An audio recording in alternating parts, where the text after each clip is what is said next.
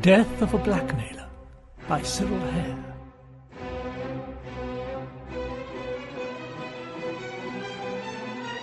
The detective inspector and the county pathologist looked at the body on the slab. "It's a rum business," said the inspector. "This fellow was a blackmailer, all right. We'd suspected him for some time. But of course nobody would talk. And now, it's the old story. He's driven one of his victims a bit too hard, and this is the result. They've done for him. That's plain enough. But there's one thing I really don't understand." Sybil Mannering, verging on middle age, was still handsome in a rather hard style of good looks. She held her head high in the society that centred round the county town of Markhampton. She was well off, well connected, married to a leader in local circles, Albert Mannering. His name meant something, and she herself was prominent in the affairs of the neighbourhood, a pillar of respectability.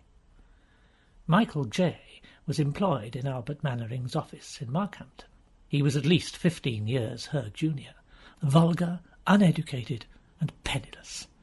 She had met him at a staff party, and had fallen in love with him at first sight. She knew him to be in every respect hopelessly inferior to herself, but with her eyes wide open she had continued to love him, passionately and unreasonably, but, as she fondly imagined, secretly.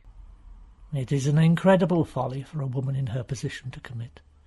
Nobody who knew her would have believed that she would ever put herself in a position where she could be blackmailed. But anybody who knew her really well, and there were remarkably few who did, could have foretold that to hope to blackmail Sybil Mannering with impunity was an act of folly indeed. The unsigned typewritten letter was explicit in its terms. She was to leave £50 in notes at a given spot by the roadside near her house, between the hours of 9 and 10 o'clock that evening. The alternative was the exposure to her husband, and all others whom it might concern, of what the writer knew of her affair with Michael J. Further details followed that proved beyond doubt that what the writer knew of that affair was both extensive and accurate. Sybil burned the letter and ground the ashes to powder. Then she went out into the garden to think things over. At first she found it hard to believe that what had occurred was really true. They had been so careful. Except for a half-witted old man who kept the garage where she left her car when she went to meet him, nobody had so much as seen them together. She went over in her mind all the precautions they had taken. She could find no flaw. It was impossible that anything should have leaked out. And yet the impossible had happened. She, Sybil Mannering, was faced with a ruinous scandal. Unless she complied with a demand which, common sense told her, would only be met to be repeated again in due course. By turns she felt frightened, humiliated, and angry. Anger was uppermost in her mind as she paced the lawn, but it was a cold, calculating anger. Now that the first shock was over, she took stock of a position with ruthless calm. Of one thing she was determined, that the unknown who had threatened her should pay for his presumption. She would not go to the police. A woman of her standing could not afford to do so, nor would she consult Michael. Instinctively she felt that he would be useless in an affair of this sort. This was her business, and she would deal with it herself. Exactly how, she could not yet determine. A wasp settled on the grass in front of her. She crushed it underfoot.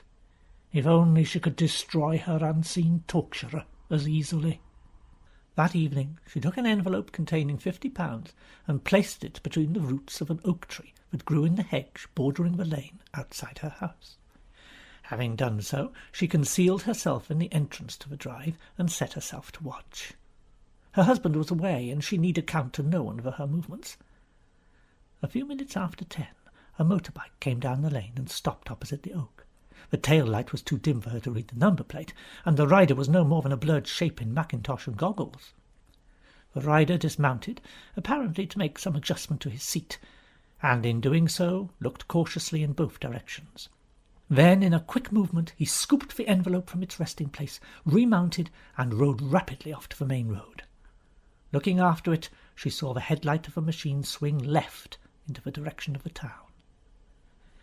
So that's how it's done, she thought, as she went back to the house. So simple, and yet so efficient.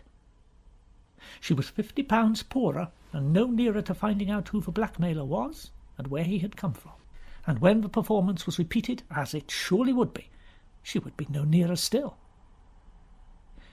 It was while she was undressing for bed that she remembered the wasp in the garden, and an idea came to her. As a child, she'd been told by an old gardener how to find a wasp's nest.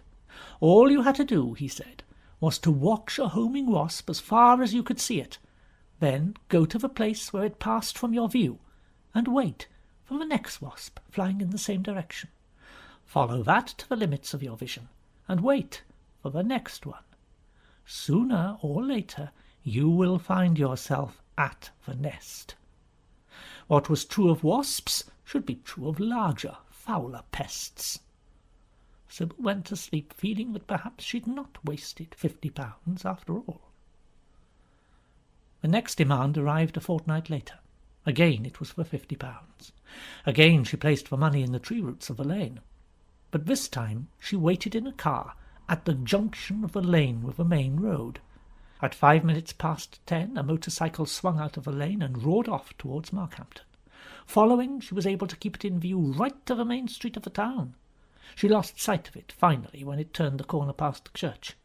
By the time she'd reached that point, it had vanished into one of a number of side streets which intersected the main thoroughfare thereabouts.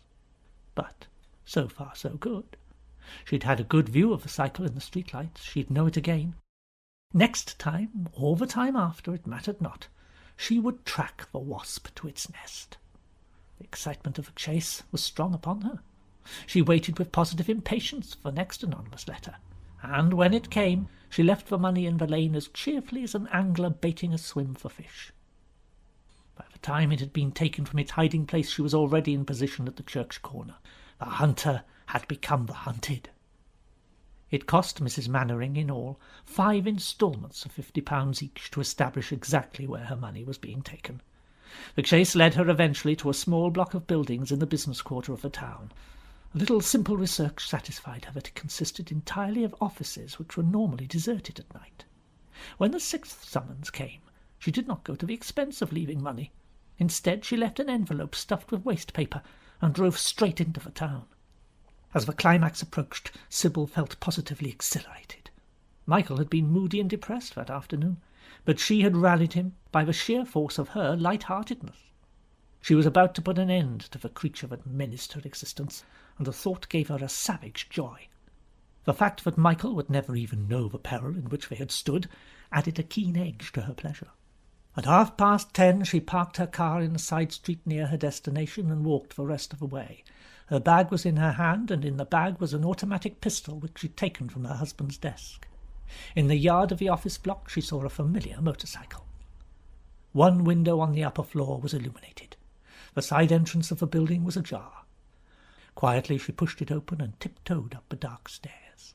A faint bar of light shone beneath the door of a room near the second landing. She pulled the pistol from her bag and walked straight in. It was a small room with a large desk in it. Seated at the further side of the desk was a man, his head bent low over a pile of papers. He looked up at the sound of her entrance. She found herself staring into the astonished face of Michael J. She'd known it all along. At the back of her mind, she'd always been sure. The only one person in the world who could know the truth about her and Michael was Michael himself. But she'd not believed it. She had refused to believe that he could be so base as to take her favours and turn them into hard cash, because against all sense and reason she had loved him, worthless though she knew him to be. Now, with the proof before her eyes, she did not hesitate. The bullet took Michael squarely in the heart, and he fell backwards in his chair without a cry, the look of astonishment still upon his handsome young face.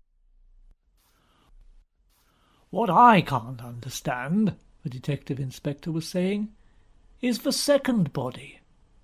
The second body, lying on a slab near to the blackmailers, was Michael J. This young chap, His only trouble was that he was too fond of women. Who'd want to shoot him? I mean, I can understand someone killing the blackmailer, old Wickfield. He kept a garage just outside the town, you know, as a blind. Pretended to be simple-minded, but he wasn't, not by any means.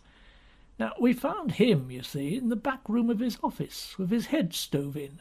Master J had one of his demand notes in his pocket, so that seems easily explained. J killed Wickfield. But if so, what was J doing in the front room with a bullet through him? Can you answer that one, Doctor? Oh, you answer your own questions, said the pathologist. I have troubles enough of my own. When I've finished with this pair, I've got to do a post-mortem on Mrs. Mannering. They fished her car out of the river this morning with her inside it. Funny thing for a sensible woman like that to do, wasn't it? It just shows you can never tell with women drivers. The inspector nodded. He'd broken the news to Mr. Mannering himself. The poor man was distraught. Didn't understand why his wife had been out in the car at all. She hates driving the Bentley. She finds it hard to handle, you see. Oh, how I wish I'd taken it with me on business instead of going by train. Never mind, sir. Don't blame yourself. Albert Mannering returned to his empty home and sighed. Fixing the brakes had been the only way. No wife, no scandal. Honestly, fancy Isabel thinking she could hide her infatuation from him. After all their years together, he was one of the few people who knew his wife. Far better than she thought.